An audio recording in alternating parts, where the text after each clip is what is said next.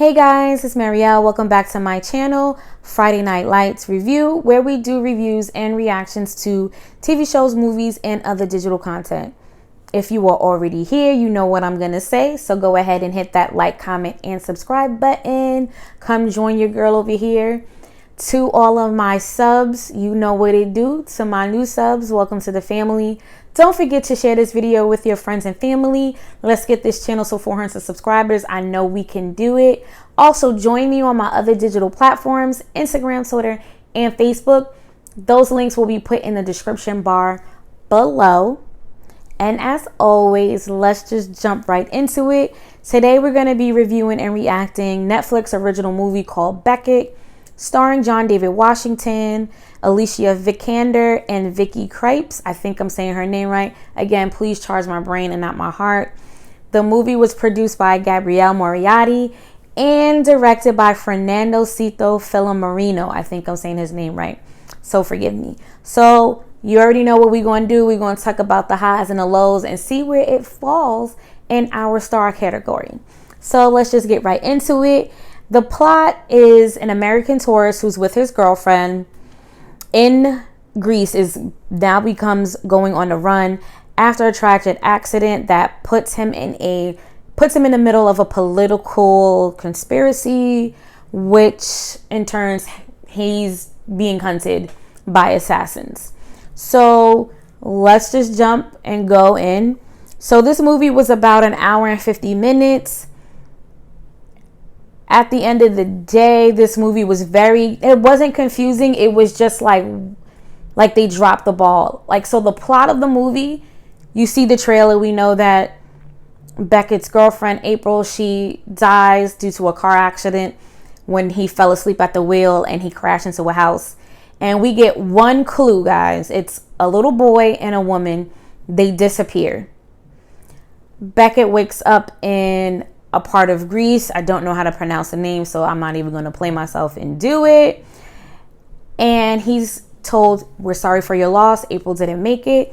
Do you need to call people? So like anybody else whose loved one has died in a tragic accident that you feel is at the fault of yourself because you fell asleep at the wheel, he calls the parents. That scene was so sad and heart-wrenching because you don't want to have to call someone's parents and say, I know I was supposed to protect them. I fell asleep at the wheel and they died. But he does what he has to do. And then the cop was like, well, we'll get everything ready for you and we'll take you to the embassy when everything is said and done. So we're thinking, okay, fine. Beckett goes back to the spot like most people do when they're grieving. He looks at the spot where the blood was, where his girlfriend April was. He then attempts to take pills to kill himself, and then he remembers a little heart that April drew on his hand because she said he has a big heart and he's this lovely human being. He's, okay, let me just shake it off. He gets up, someone sees him, he gets shot in the arm. So okay, that's fine. We'll find out eventually as the story unfolds. Now, again, remember I said this movie was an hour and 50 minutes long. The whole movie, we just see Beckett on the run. There's no explanation. There's no real dialogue with the characters to understand what's going on. At each point of the movie, he finds himself to having someone help him. The first guy tries to fix the bullet in his arm. He ends up getting his whole face broken by the cop and the lady. Here we are, the next scene, where he meets another couple. Again, we still don't know what the problem is. We still don't know what's going on. They help him out. He calls he gets their phone. He's trying to get to the U.S. Embassy because we all know, if you're in or, out of your country, as long as you have your passport on you get to the U.S. Embassy, you pretty much are good to go. So at one point I'm thinking, is this just him trying to get from point A to point B? But that doesn't make any sense. Now, I will say John David's facial expressions through this whole movie was fantastic. Every face, every way he delivered the line for each scene he was in was done great. So I'll definitely say John David Washington carried this movie completely from beginning to end. It definitely gave me Enemy of the State and Minority Report vibes. You guys tell me what you think in the comments. Let's talk about it. So here we are. He meets another person. These are two ladies who are activists that are on their way to Athens to do this protest. John David says, hey, I seen this little boy. He's got red hair. I think somebody's after him, and it may be the reason why people are after me. Now, mind you, this is about 48, 50 minutes in. And then right at that 48, 50 minutes mark, we kind of understand the whole of it. I can't even say whole of it. I'm just going to say part of it, where he says, I think this may be the reason why somebody's trying to kill me. I think it may be because of this little boy. They're like, don't bullshit us. I'm not going to put my life on the line or whatever. He says, you see the cop, the lady, boom, bam, boom. She knows who they are. So he hides in their trunk. And then for maybe like 5-10 minutes, he has a panic attack, which that scene was great because, again, John David Washington knows how to deliver a scene. We have seen this on many occasions from Malcolm and Marie. We've seen it in Tenet. We've seen Ballers, Black Klansman. I mean, he can deliver a scene. So right in between that, there's a stop. So the cops are trying to find him. So instead of putting their lives at risk, he bounces and he gets off, and then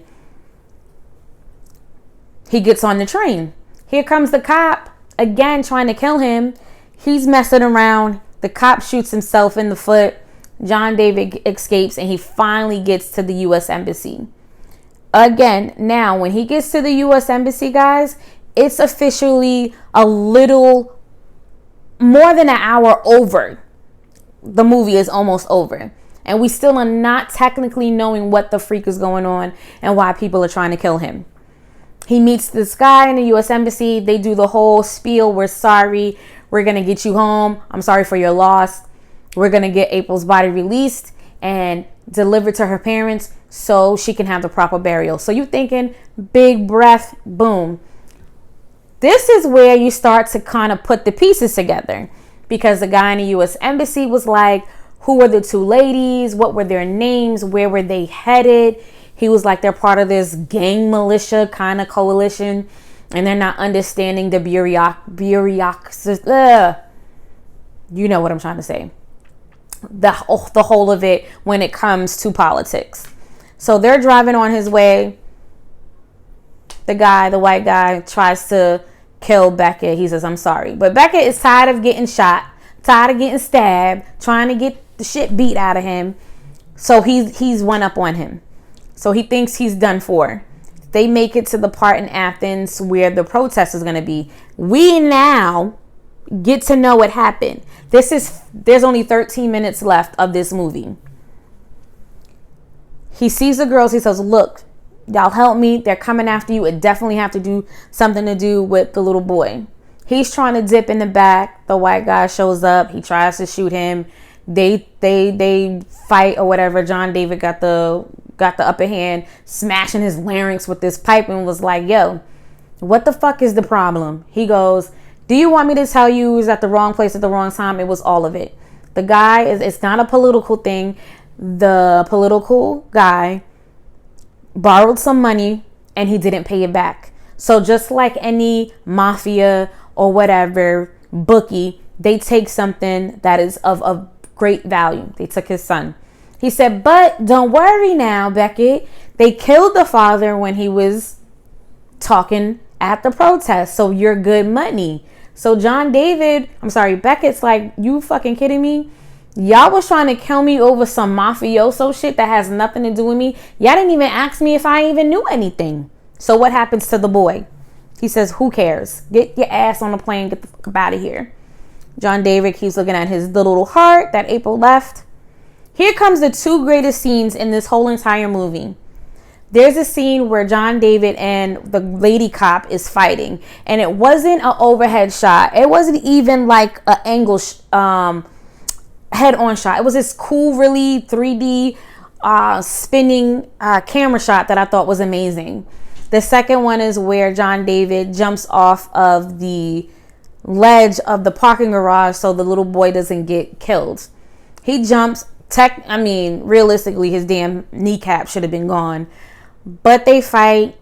The driver, he gets up the upper hand, he kills him. They pop the trunk. Here's the little boy. And here's one of the ladies from the car. And he looks at his hand and he just starts crying, saying, it should have been me. It's my fault. I should have died.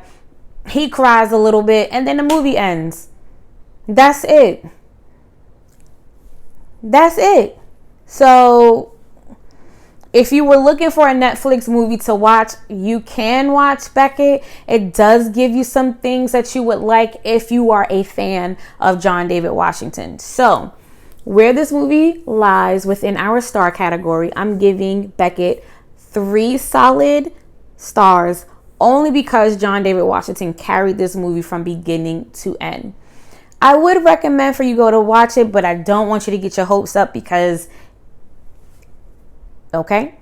So I know I have been MIA. I had to take a little break. You know what I mean? Mental health is always trumps everything, and I feel a little better now, so you're going to be seeing a lot more of me. So we are at the end of the video. Don't forget to share this video. Don't forget to hit that like, comment, and subscribe button. And as always, stay safe, be courageous, and I'll see you guys in the next one.